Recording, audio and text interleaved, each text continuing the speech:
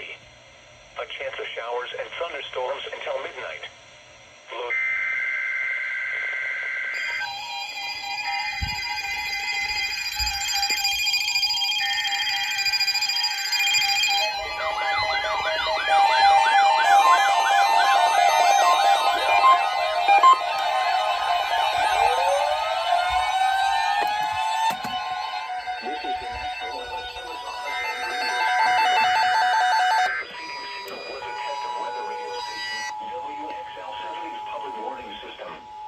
During potentially dangerous weather situations, specially built receivers can be automatically activated to warn of an impending hazard. Tests of the signal and receiver's performance are normally conducted between 11 a.m. and noon each Wednesday.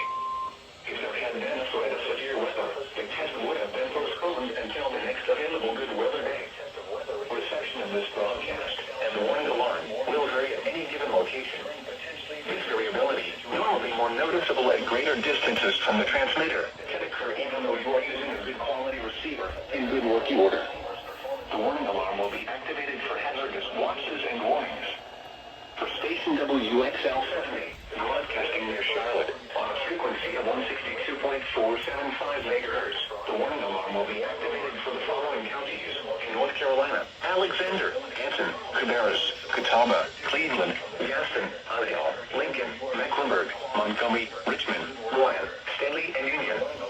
In South Carolina, Cherokee, and York. This concludes the No Weather Radio All Hazards Torn Alert Test.